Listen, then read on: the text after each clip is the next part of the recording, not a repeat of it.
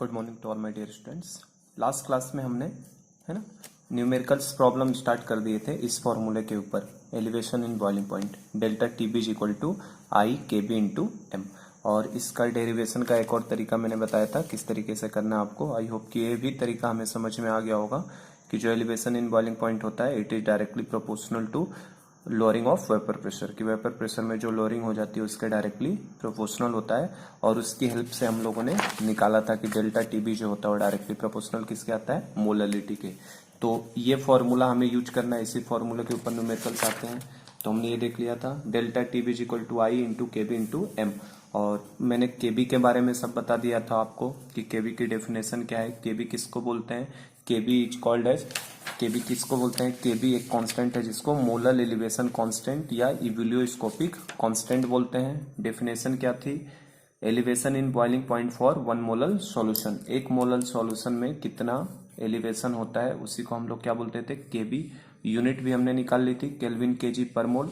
Value के बारे में बात करो तो वैल्यू के लिए मैंने बताया था फॉर्मूला आपको, KB is equal to R into T not B का square into molar mass of solvent divided by 1000 into delta H of vaporisation. तो ये फॉर्मूला हमारा यूज करना है, जबकि केबी एक क्या है, कांस्टेंट है जिसकी न्यूमेरिकल वैल्यू प्रॉब्लम में क्या होनी चाहिए, गिवन होनी चाहिए।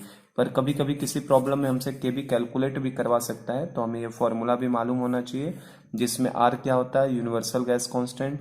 टी नॉट बी क्या होता है, boiling point of pure solvent होता है और किस में लिया जाता है, केल्विन में। जैसे वाटर की बात करें तो वाटर के लिए हमें पता है टी नॉट बी की वैल्यू कितनी है, 100 डिग्री सेंटीग्रेड। फिर एम सॉल्वेंट मतलब मोलर मास ऑफ सॉल्वेंट लेना है। डेल्टा एच वेपराइजेशन प्रॉब्लम में आपको हमेशा गिवन रहेगा कि इसके वेपराइजेशन की कितनी एनर्जी है ना, तो जितना हीट लगेगा सॉलिड को वेपर में कन्वर्ट, लिक्विड को वेपर में कन्वर्ट करने के लिए उसी को हम लोग क्या बोलते हैं, डेल्टा एच वेपराइजेशन, लिक्विड से वेपर में जाने के लिए। तो ये सब समझा दिया था मैंने। केबी के फॉर्मूले में delta H vaporization molar heat of vaporization कहलाता है। Heat required to vaporize 1 mole of solvent, एक मोल सॉल्वेंट को कितना लगता है। कभी कभी क्वेश्चन में एल वेपराइजेशन भी दे देता है, लेटेंट हीट ऑफ वेपराइजेशन। तो लेटेंट हीट ऑफ वेपराइजेशन 1 ग्राम के लिए होता है, तो आपको अगर 1 मोल में कन्वर्ट करना है तो क्या करना पड़ेगा, उसके मोलर मास से क्या कर दो, मल्टीप्लाई। तो ग्राम किस में चला जाएगा, मोल में सीधा। और आर की यूनिट मैंने बताया था, डेल्टा एच की यूनिट पे डिपेंड करेगा जूल ले रहे हैं कि कैलोरी ले रहे हैं, ठीक है, उसके बेसिस पे। तो एक क्वेश्चन मैंने सिंपल सा पहले करवाया था, calculate KB of water if latent heat of vaporization of water is 540 calorie per gram. तो देखो लेटेंट हीट ऑफ वेपराइजेशन आपको दे दिया था है ना, जबकि वाटर के लिए मैंने कहे हैं सारे डेटा हमें ध्यान होने चाहिए। तो हमने केबी कैलकुलेट कर लिया था इस फॉर्मूले से जाके। आर तो हमें फिक्स ही है, टी नॉट बी वाटर का फिक्स होता है कितना, 100 डिग्री सेंटीग्रेड मतलब 373 केल्विन। और डेल्टा एच वेपराइजेशन की वैल्यू हमें पता ही है, कैसे पता करेंगे, latent heat of vaporization into molar mass of solvent. Latent heat of vaporization दिया है अपने को 540, लेटेंट हीट ऑफ वेपराइजेशन कितना है 540। तो नीचे 540 into molar mass of solvent हमने कितना ले लिया था 18। तो यहाँ से कैलकुलेट किए तो कितनी वैल्यू आई थी, 0.52 कैलोरी केल्विन केजी पर मोल। और मैंने कहे थे वाटर के लिए इंपॉर्टेंट डेटा है जिनको हमें ध्यान रखना है, ठीक है। चलिए उसके बाद ये फॉर्मूला था delta T B is equal to T B minus T not B, इसको हम लोग बोलते हैं एलिवेशन इन बॉइलिंग पॉइंट, ठीक है।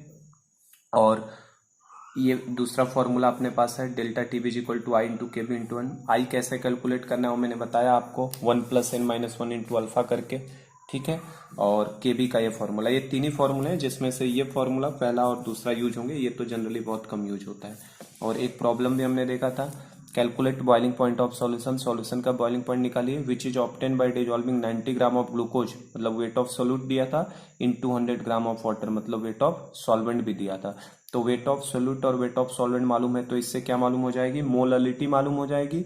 और चूंकि ये किसके लिए है, वाटर में डिजॉल्व कर रहा है, तो वाटर मतलब सॉल्वेंट के बी हमें मालूम ही होगा, के बी ऑफ वाटर दिया है हमें, तो के बी भी मालूम हो गया, एम भी मालूम हो गया। आई की वैल्यू क्या होगी, तो चूंकि सोल्यूट क्या है, ग्लूकोज, तो ग्लूकोज तो ना डिसोसिएट होगा ना एसोसिएट होगा, तो आई की वैल्यू कितनी, 1। तो यहाँ से पहले क्या कैलकुलेट कर लिया हमने, डेल्टा टीबी कैलकुलेट कर लिया था। और डेल्टा टीबी मैंने आपको बोला कि वो डिग्री सेंटीग्रेड में भी हो सकता है और वो चीज केल्विन में भी हो सकती है। तो डेल्टा टीबी बराबर TB minus T not B. तो टीबी हमें पता ही है, हमें क्या निकालना है, टीबी निकालना है, टी नॉट भी हमें पता होता है वाटर के लिए, टी नॉट भी कितना होता है वाटर के लिए 100 डिग्री सेंटीग्रेड या 373। तो अगर आंसर डिग्री सेंटीग्रेड में पूछेगा तो 101.3 डिग्री सेंटीग्रेड, ठीक है ना।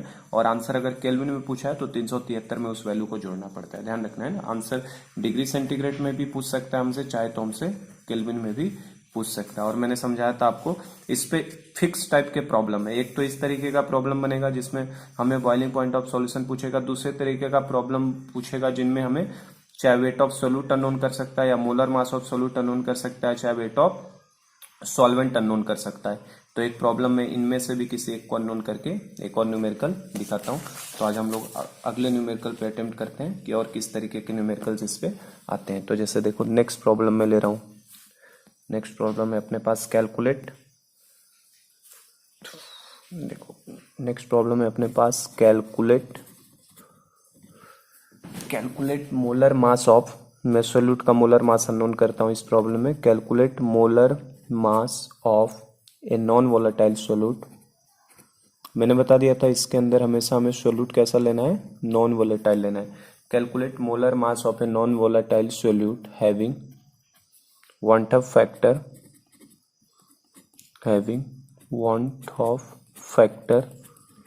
4। want of factor उसका मतलब किसकी वैल्यू दे दी, I की 4, हुज 20 ग्राम ऑन डिजॉल्विंग, जिसका 20 ग्राम डिजॉल्व किया जा रहा है on dissolving in 500 gram of water. 500 gram water में डिजॉल्व किया जा रहा है इन 500 gram of water, produces a solution having boiling point,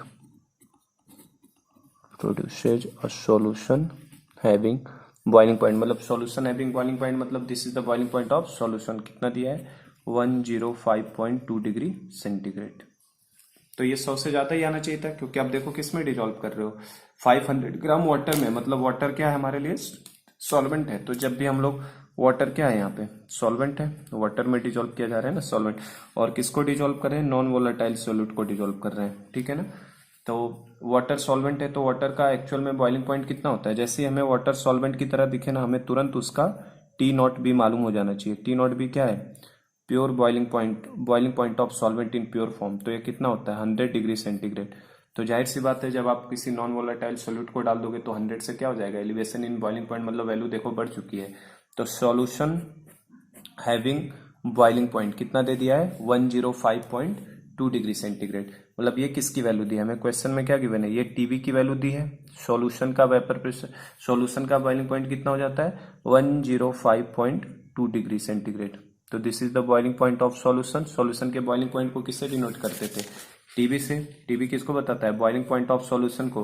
और टी नॉट बी किसको बताता है, boiling point of pure solvent को। और डेल्टा टीबी किसको बताता है, एलिवेशन इन बॉइलिंग पॉइंट। और फॉर्मूला यही लगाना है, एक लाइन का फॉर्मूला बस लगाना होता है और कुछ नहीं करना है। तो टीबी हमें पता है, solution having boiling point, solution का बॉइलिंग पॉइंट थोड़ा सा एलिवेट हो गया, 100 से कितना हो चुका है, 105.2 डिग्री सेंटीग्रेड। ये टी नॉट भी हमें कैसे मालूम चला, क्योंकि हमें पता है वाटर के लिए बॉइलिंग पॉइंट जो होता है वो कितना होता है, 100 डिग्री सेंटीग्रेड। अगर कोई और सॉल्वेंट रहता है, जैसे बेंजीन रहेगा, इथेनॉल, मिथेनॉल, क्लोरोफॉर्म, कुछ अदर तरीके के सॉल्वेंट रहेंगे ना, तो उसका टी नॉट बी भी क्या रहेगा प्रॉब्लम में गिवन। क्योंकि वाटर के बारे में बात हो रही है तो वाटर का टी नॉट भी हमें ऑलरेडी नोन है। और देखो मैंने आपको केबी की वैल्यू भी नहीं दी है, क्योंकि मैंने आपको बता दिया वाटर जब सॉल्वेंट की तरह यूज होगा तो वाटर के लिए मैंने कहा है कि केबी के डेटा ध्यान ही रखो 0.52। वैसे तो न्यूमेरिकल प्रॉब्लम में हमेशा ये क्या रहता है, गिवन रहेगा आपको। तो देखो क्या करना है इसमें, कैलकुलेट मोलर मास, हमें निकालना क्या है, मोलर मास निकालना है। Calculate molar mass, molar mass of non volatile solute, मतलब मोलर मास हमारे लिए सोल्यूट का क्या है, अननोन है, ये क्वेश्चन मार्क है, ठीक है। हैविंग वांट ऑफ फैक्टर 4, मतलब आई की वैल्यू कितनी लिख दे, 4। जो जो डेटा मिले ना उनको देख लिया करो पहले, क्वेश्चंस को करने का ये तरीका होता है। वांट ऑफ फैक्टर कितना दिया है, 4, तो आई की जगह पे कितना रख देता हूं मैं, 4। Whose 20 gram of dissolving in 500 gram of water, 20 gram on dissolving, जिसका 20 ग्राम डिजॉल्व किया जा रहा है, मतलब this is the weight of किसका हो गया, सोल्यूट का। तो वेट ऑफ सोल्यूट तुरंत लिख दिया कितना, 20 ग्राम, है ना। क्वेश्चंस को पढ़ के पहले आप ये सब पता लगा लिया करो क्या क्या चीजें दी हैं। तो वेट ऑफ सोल्यूट कितना हो जाएगा हमारे लिए, 20 ग्राम। 500 ग्राम ऑफ वाटर में डिजॉल्व किया जा रहा है, मतलब वेट ऑफ सॉल्वेंट भी दे दिया हमें, वाटर सॉल्वेंट है, कितना दे दिया, 500 ग्राम।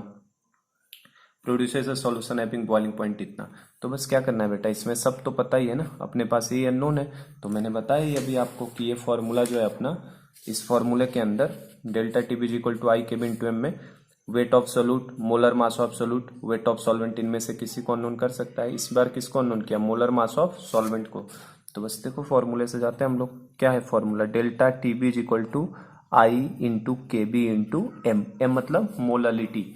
अब डेल्टा टीबी का फॉर्मूला क्या है, क्या डेल्टा टीबी को हम लोग, डेल्टा टीबी मालूम है नहीं, लेकिन डेल्टा टीबी का फॉर्मूला है ना अपने पास, TB minus T not B. तो डेल्टा टीबी की जगह पे हम लोग क्या रख सकते हैं, TB minus T not B. ठीक है, delta TB is equal to TB minus T not B. I की वैल्यू कितनी दी है, 4।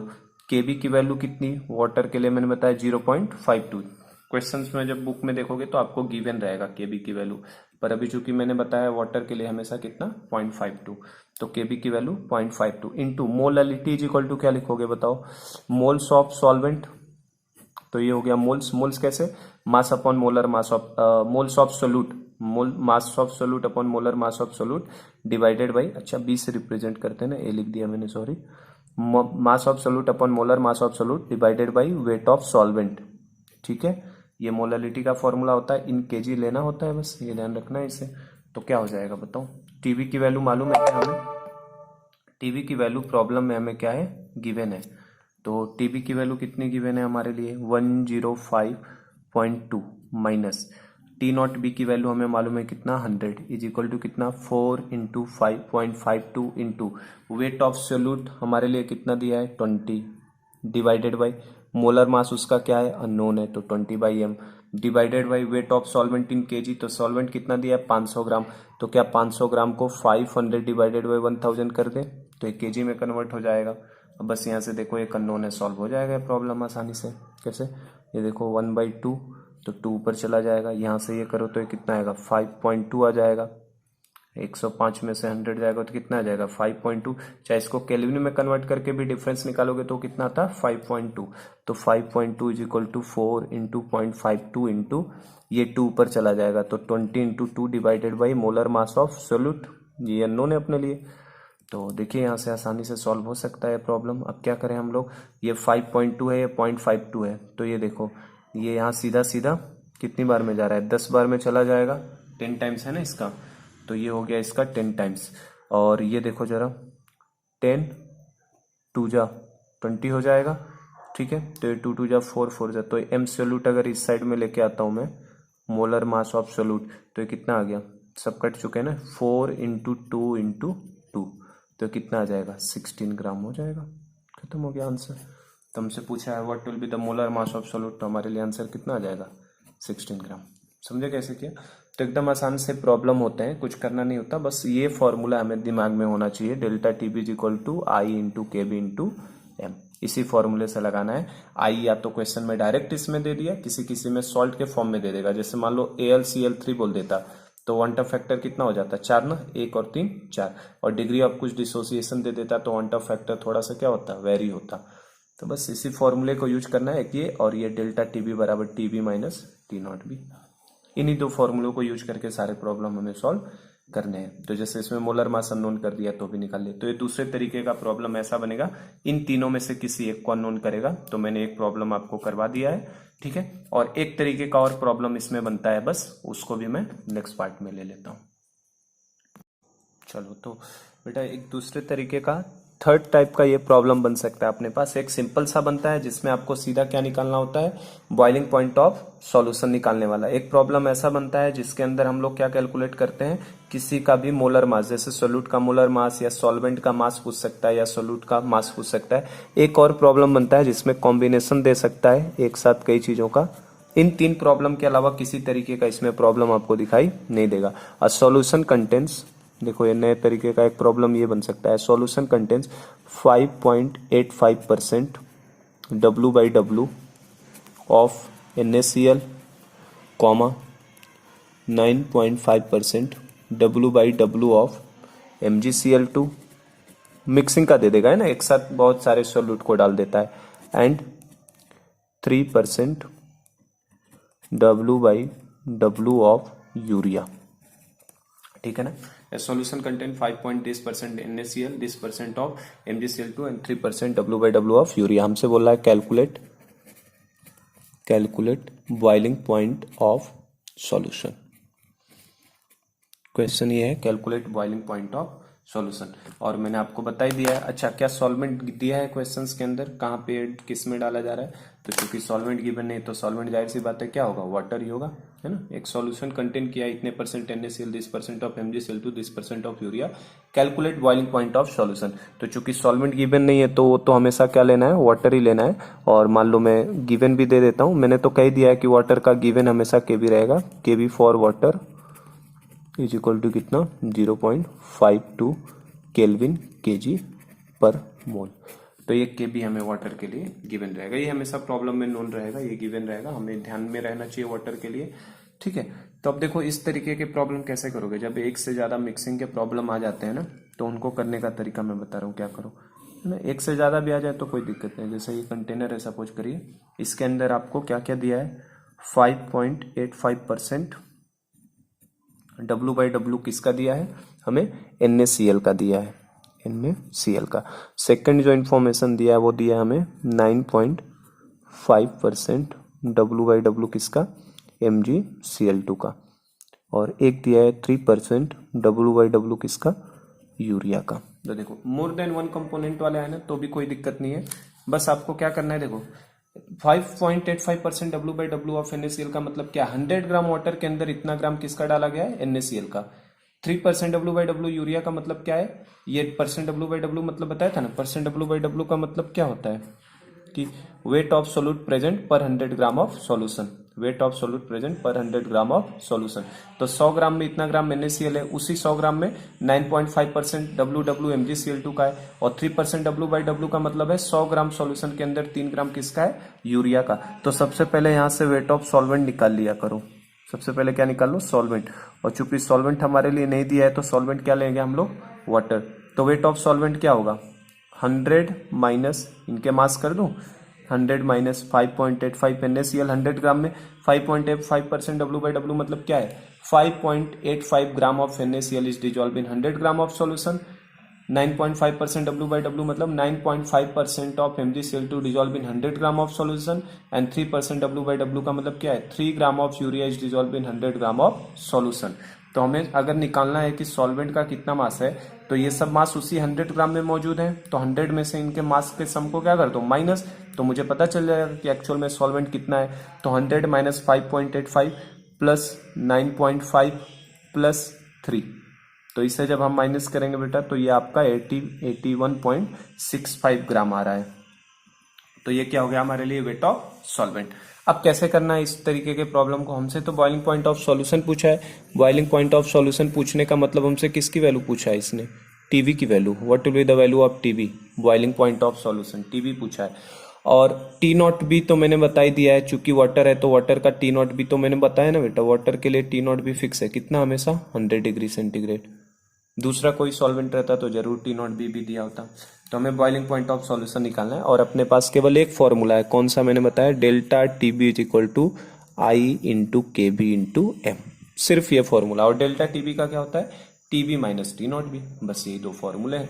अब इसी फॉर्मूले को ढंग से बस यूज करने आना चाहिए, delta TB is equal to I into KB into M।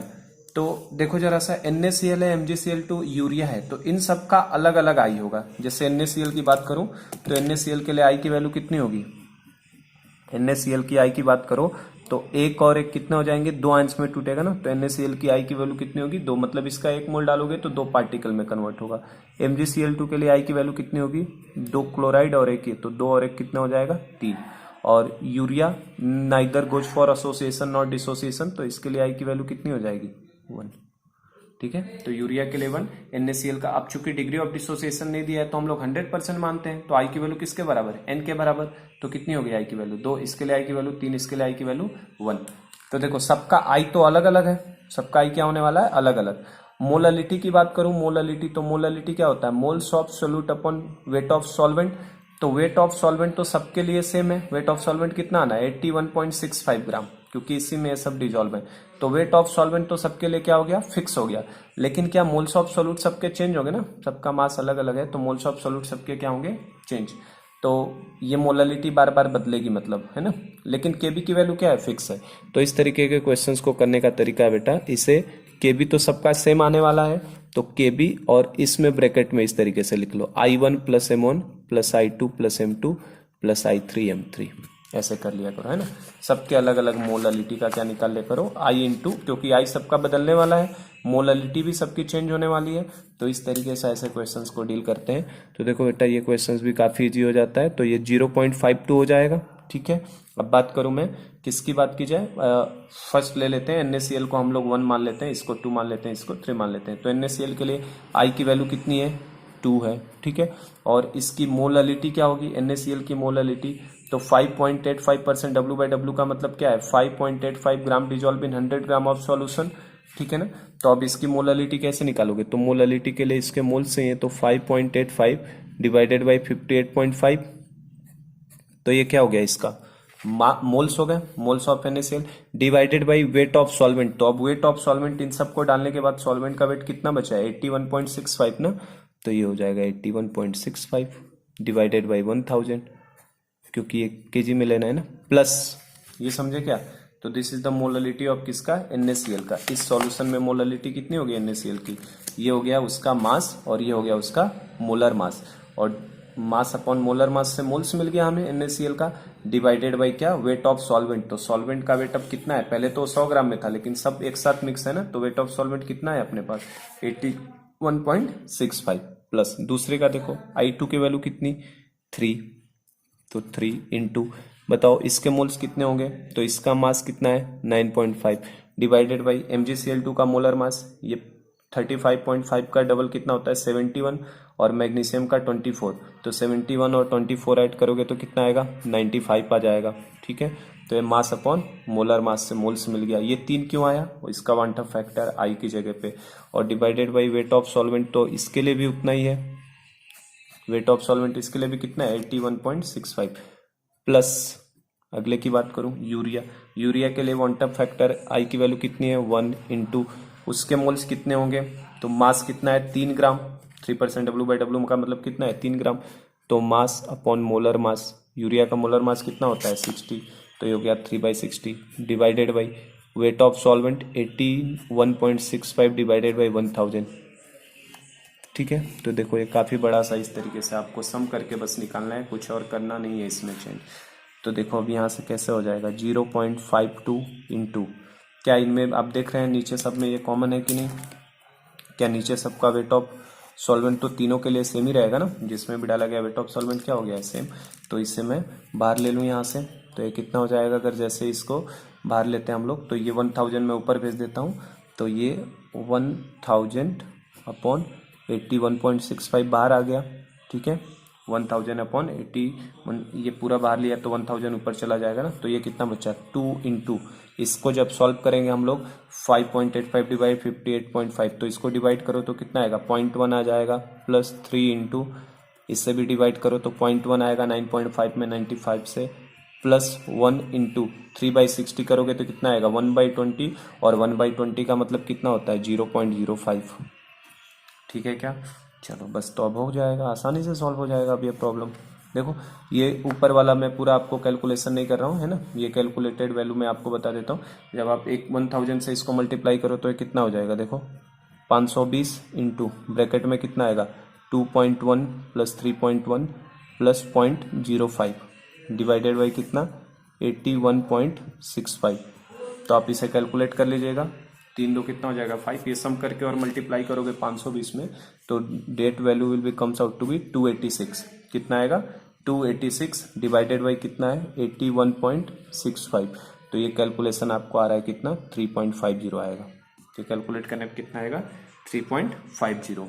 तो ये देखो डेल्टा टीबी की वैल्यू आ गई कितनी 3.50, हमसे तो बॉइलिंग पॉइंट ऑफ सॉल्यूशन पूछा है ना, तो क्या समझे यहाँ से, देखो delta TB is equal to 3.5, और delta TB is equal to हमें पता है ये क्या लिखा जा सकता है TB minus T not B is equal to कितना है 3.5, TB minus T not B is equal to कितना 3.5, तो यहाँ से बताओ टीबी की वैल्यू कितनी हो जाएगी, TB is the boiling point of solution ना, तो टीबी इज इक्वल टू कितना हो जाएगा 3.5 plus T not be, 3.5 plus T not B.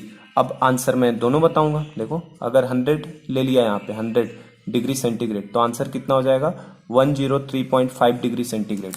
तो अगर डिग्री सेंटीग्रेड में आंसर पूछेगा तो 103.5 डिग्री सेंटीग्रेड, और अगर हमसे केल्विन में आंसर पूछेगा तो क्या करना है 3.5 को 273 ऐड करना है। तो 273 अगर ऐड कर दोगे तो कितना हो जाएगा 276.5 केल्विन।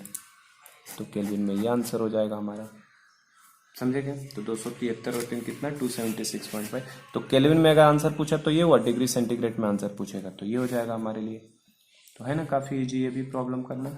I इंटू के बी इंटू एम लगाओ और बस उससे सॉल्व कर लो, तुरंत हो जाएगा।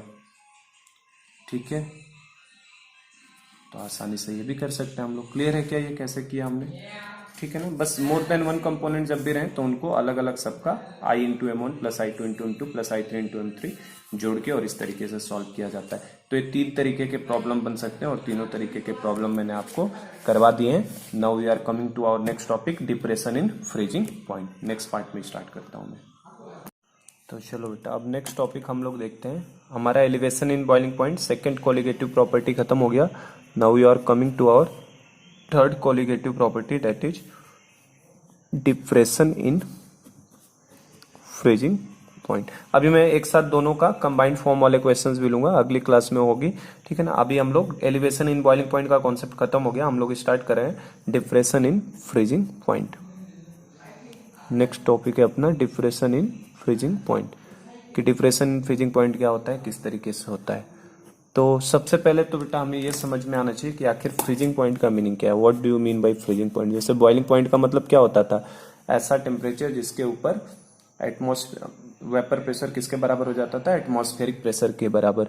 अब फ्रीजिंग पॉइंट का अगर मुझसे मतलब पूछे कि फ्रीजिंग पॉइंट का मीनिंग क्या है, फ्रीजिंग पॉइंट, तो देखो फ्रीजिंग पॉइंट किसको बोलोगे। फ्रीजिंग पॉइंट वो पॉइंट होता है जिसके ऊपर सॉलिड और लिक्विड फेज आपस में क्या जाते हैं, इक्विलिब्रियम में। बॉइलिंग पॉइंट का मतलब क्या था, जिसपे लिक्विड और वेपर किस में आ रहे थे, इक्विलिब्रियम में।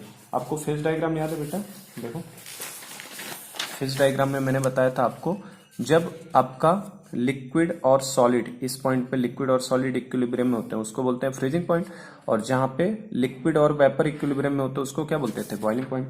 तो फ्रीजिंग पॉइंट का मतलब क्या है हमारे लिए, फ्रीजिंग पॉइंट उस पॉइंट को बोला जाएगा द टेम्परेचर एट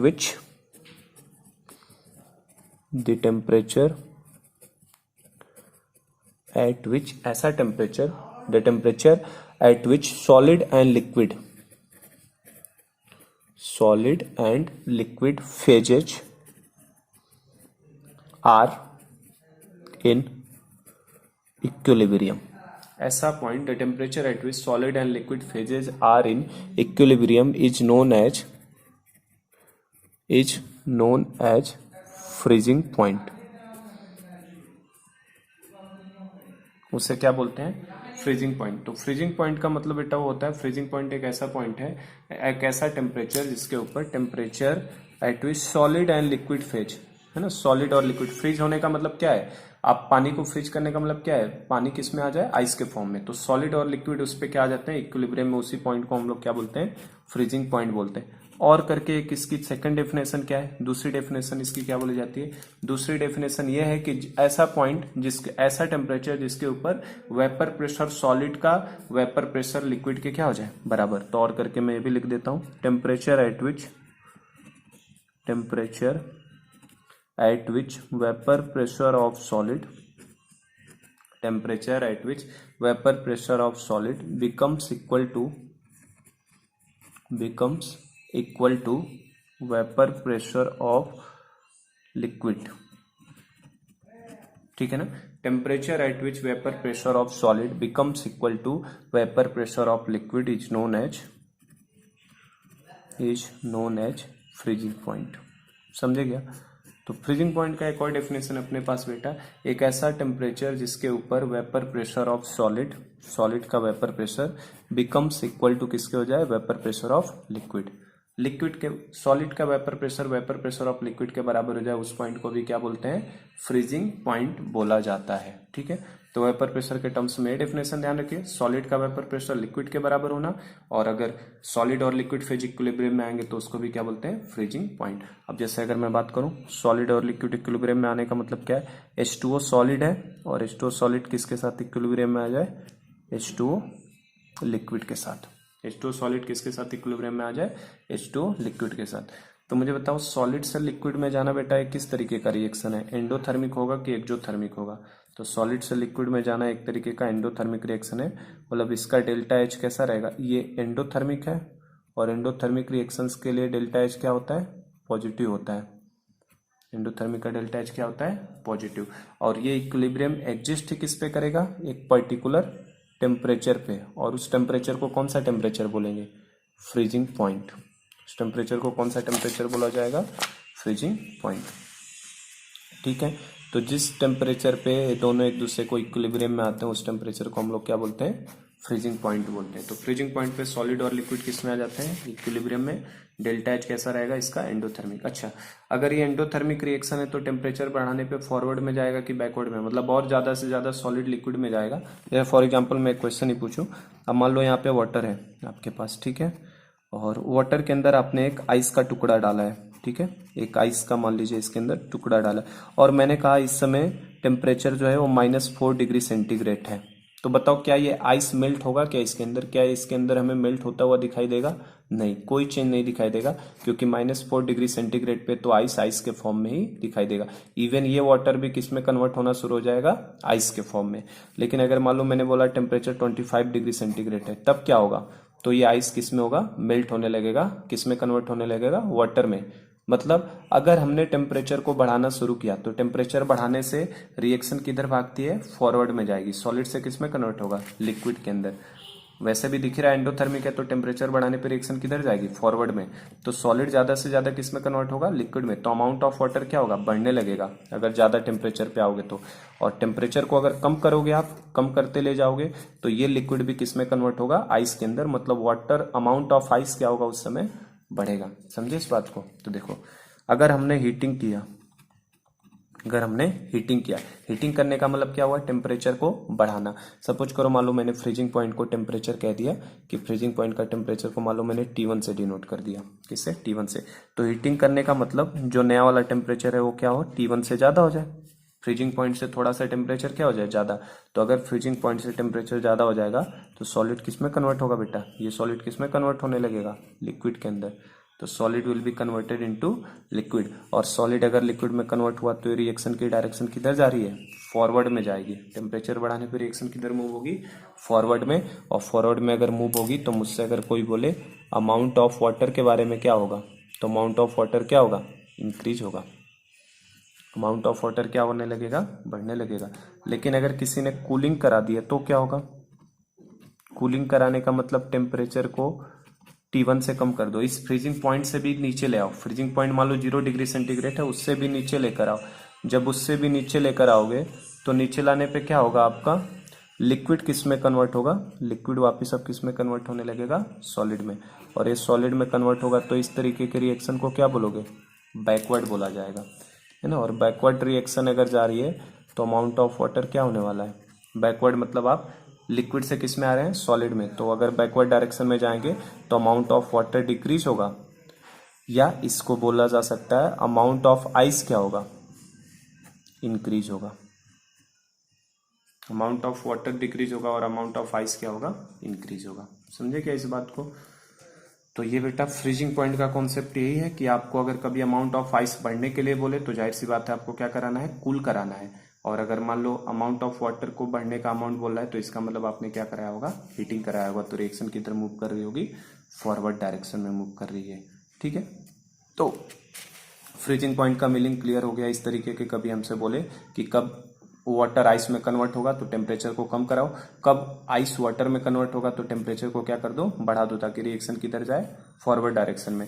ठीक है, अब हमें तो जो पढ़ना है वो क्या पढ़ना है, डिप्रेशन इन फ्रीजिंग पॉइंट की फ्रीजिंग पॉइंट में कमी क्यों हो रही है ना, कि किस वजह से फ्रीजिंग पॉइंट में थोड़ा सा क्या आ जा रहा है, डिप्रेशन आ जा रहा है। तो डिप्रेशन मतलब कमी आना ना। तो जैसे क्या मतलब है, कमी आने का मतलब क्या है, जैसे मान लो ये प्योर वाटर अगर है, अगर ये प्योर वाटर है तो प्योर वाटर को जब फ्रीज होगा तो उसका मान लो टी नॉट एफ से डिनोट कर रहा हूँ, उसका फ्रीजिंग पॉइंट 0 डिग्री सेंटीग्रेड है सपोज करिए प्योर वाटर का।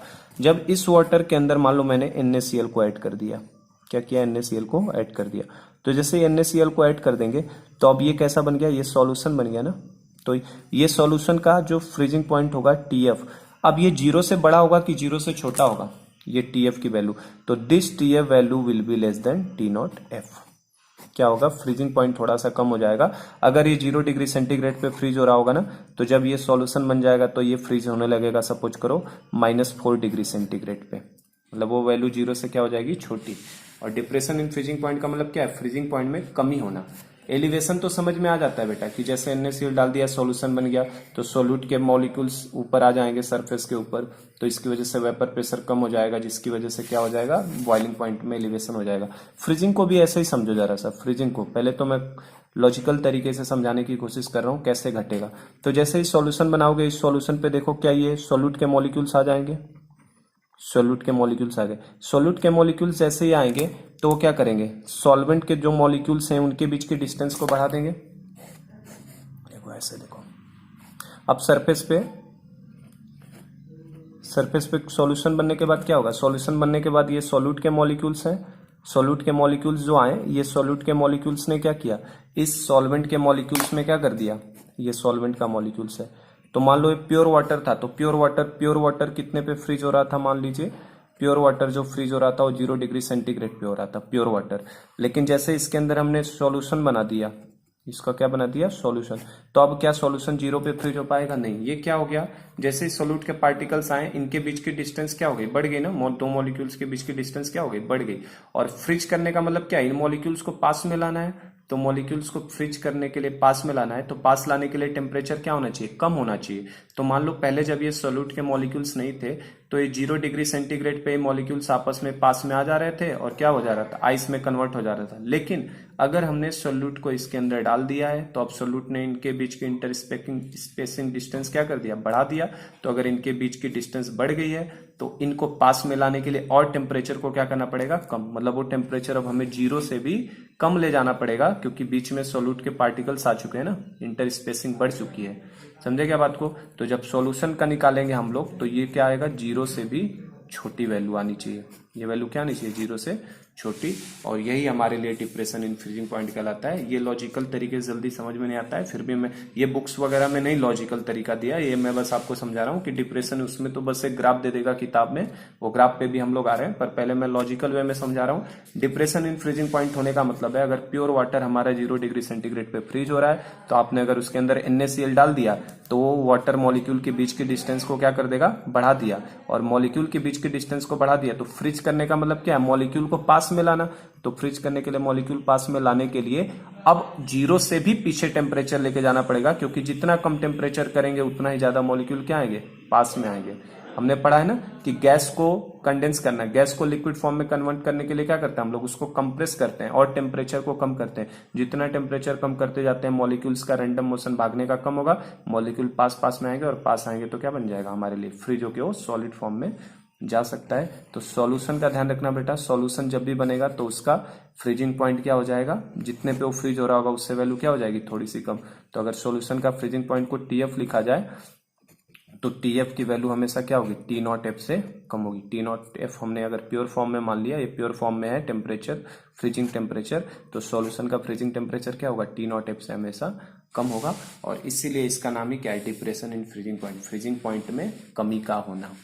तो आई होप कि अब ये समझ गए हैं, लॉजिकल तरीके से भी मैंने समझा दिया है। अब इसको हम लोग ग्राफिकल फॉर्म में देख लेते हैं किस तरीके से, जैसे बॉइलिंग पॉइंट का ग्राफ देखा था ना, एलिवेशन इन बॉइलिंग पॉइंट, तो अब हम लोग डिप्रेशन इन फ्रीजिंग पॉइंट को भी ग्राफिकल फॉर्म में समझ लेते हैं। नेक्स्ट पार्ट में लेता हूँ।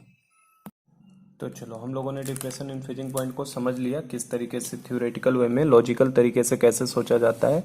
अब इसको बेटा मैं ग्राफिकल तरीके से भी समझा देता हूँ आपको कि ग्राफिकली जो बुक्स में आपको ग्राफिकल फॉर्म में दिया होगा उसे कैसे समझेंगे।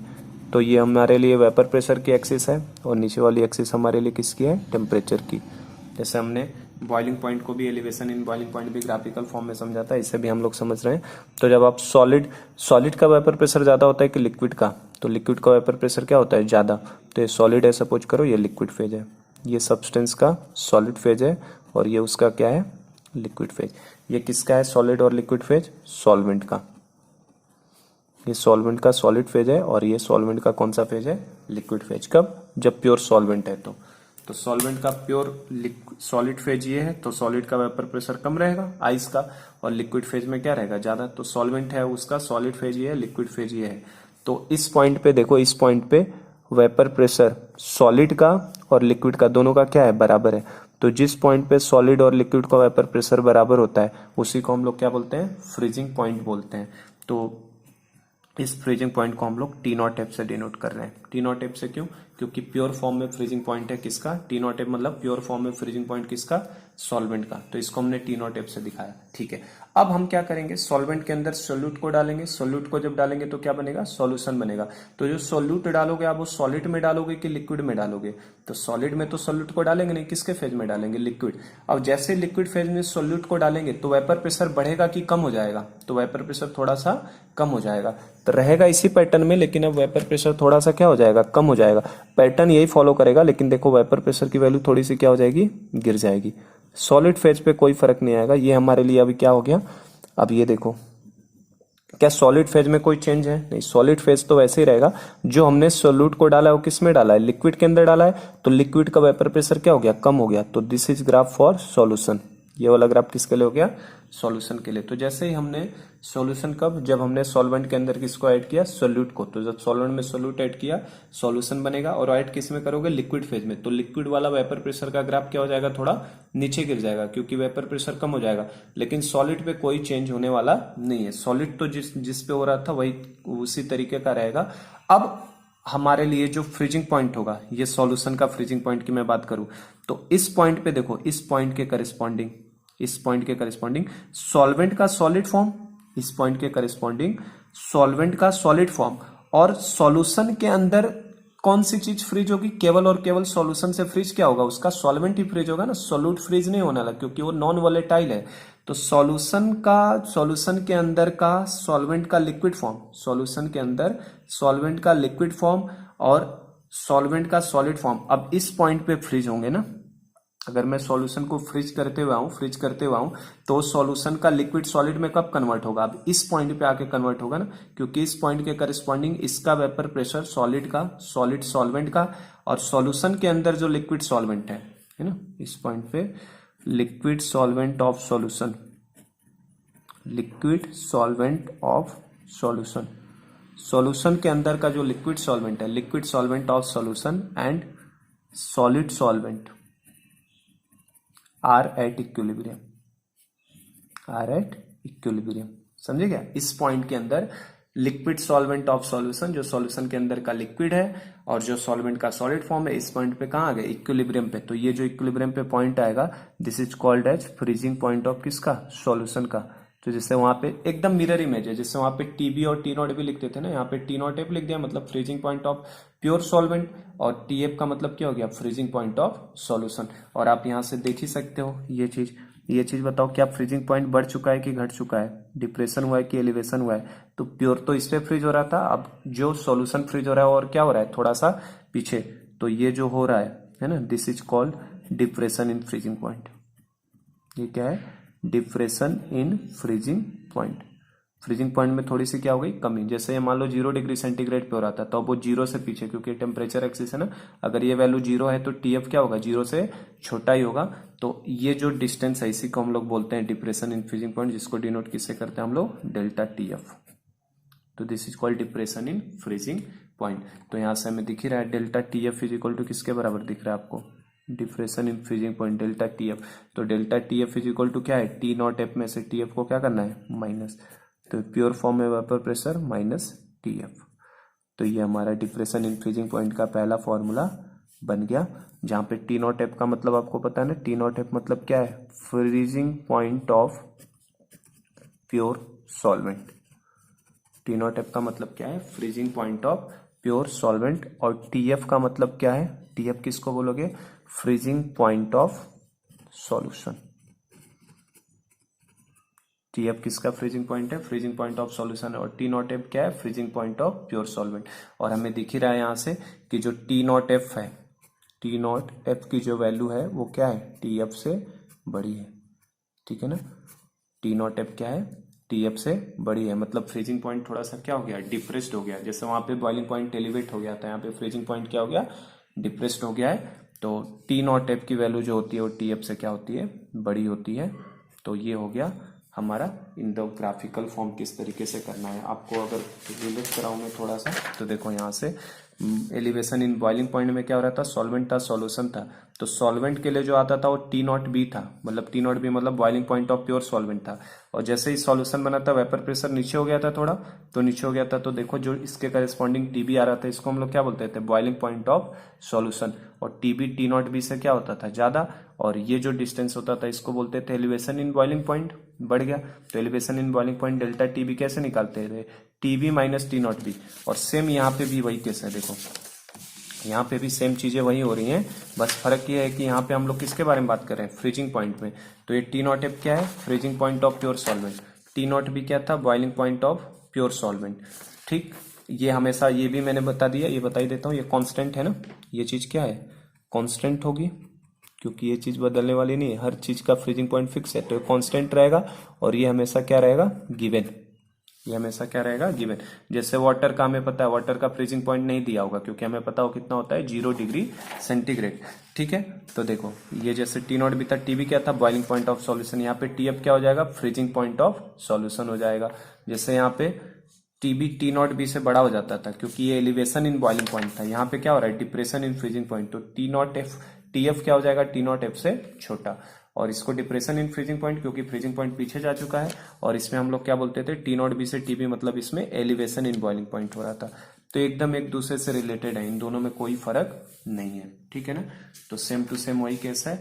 तो आज मैं बस यहीं पे स्टॉप करता हूँ आपका लेक्चर। आज हमने ये निकाल लिया है, delta T F is equal to T nought F minus T F लिखेंगे, ठीक है।